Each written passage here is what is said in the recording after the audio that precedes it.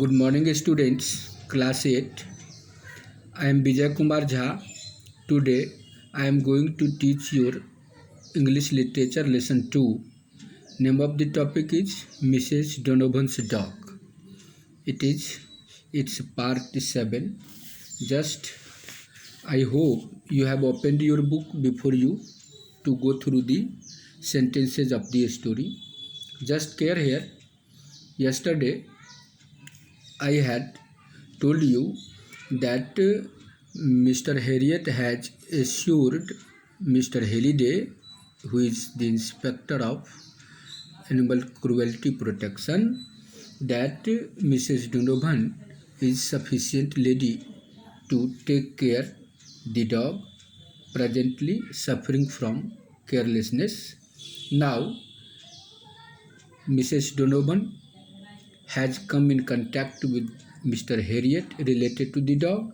In this regard, here it is. It must have been nearly 3 weeks, and I was on the point of calling at her home when I noticed her stumping briskly along the far side of the marketplace, peering closely into every shop window exactly as before. The only difference was that she had a big yellow dog on the end of the lead.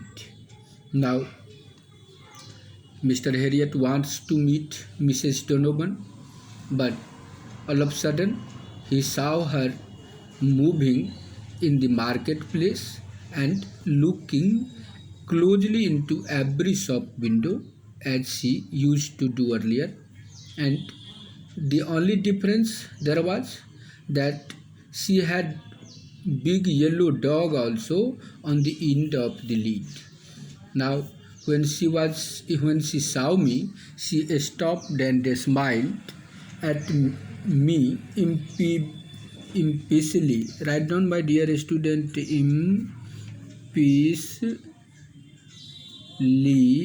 means mischievously,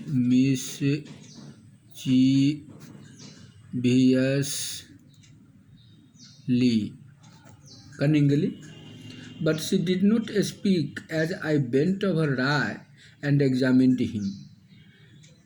At the time when she looked Mr. Harriet was examining the dog Rai. That's why she did not speak, only she smiled cunningly at him. He was still a skinning dog, but he looked bright and happy. His wounds were healthy and granulating, and there was no a speck of dirt in his coat or on his skin.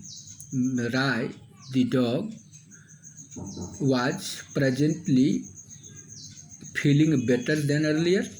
There was no any sign of dirt on his body, on his skin, and wounds were also healing up very fast.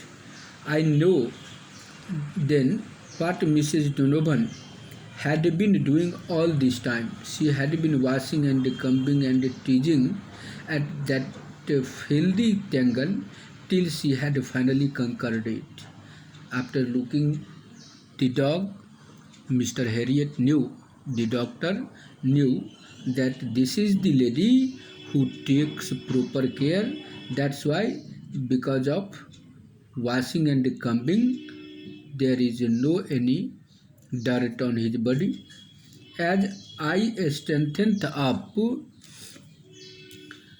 she seized my wrist in a grip of surprising strength and looked up into my eyes.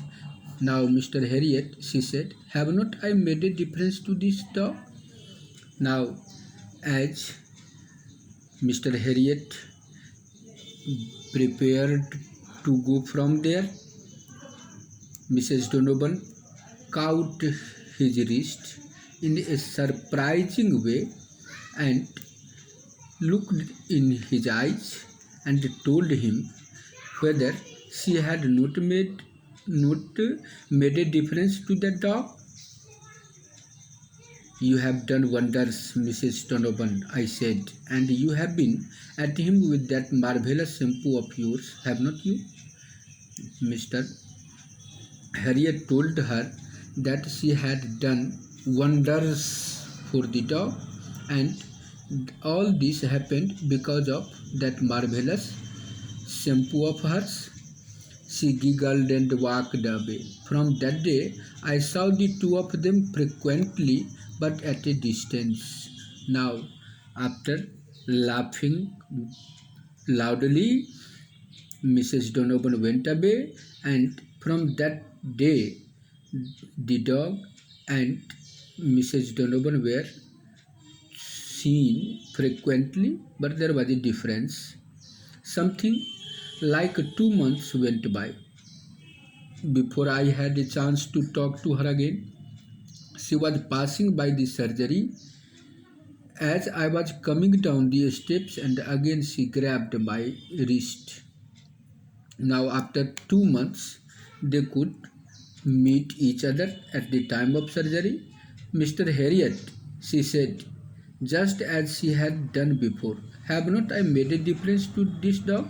This time also, Mrs. Donovan asked Mr. Harriet whether she had made a difference to the dog or not. I looked down at Rai with something akin to awe. He had grown and filled out, and his coat no longer yellow but a rich gold, lay in luxuriant shining swaths over the well-fleshed ribs and back. A new, brightly studded collar glittered on his neck, and his tail, beautifully fringed, fanned the air gently. Now, after some time, when Mr. Harriet looked Rai, the dog, he became surprised to see that the dog had grown up, and his coat were also rich gold in luxuriant shining swaths over the well-fleshed rib and back also. Now a brightly studded collar also glittered on his neck, and his tail beautifully used to fang the air gently. He was now a golden retriever in full magnificence. As I stared at him, he reared up, plunked his forepaw into my hand, and looked into my face. Now, Rai, the doctor, has become a golden retriever in full magnificence, and when Mr. Harriet looked at him, he reared up, plunked his forepaw into his hands, and looked to the doctor's eyes. In his eyes, I read plainly the same calm affection and trust I had seen in that black noisome shed. At that time also, there was a sense of sympathy. There was a light in the eyes of calmness, affection. What the doctor had felt in that noisome shed. Mrs. Donovan, I said softly, he is the most beautiful dog in Yorkshire. Then, because I knew she was waiting for it, it is those wonderful condition powder. What do you put in them? Now, Mr. Harriet told Mrs. Donovan that Rai is the most beautiful dog in Yorkshire. Yorkshire is the name of the town. And then, because I knew she was waiting for it, so he told her that it was the wonderful condition powder that made a difference. Ah, would not you like to know? She said and smiled up at me. Now, Mrs. Donovan asked him whether he would like to know what powder she had, and smiled at the doctor. In this way, the story is finished.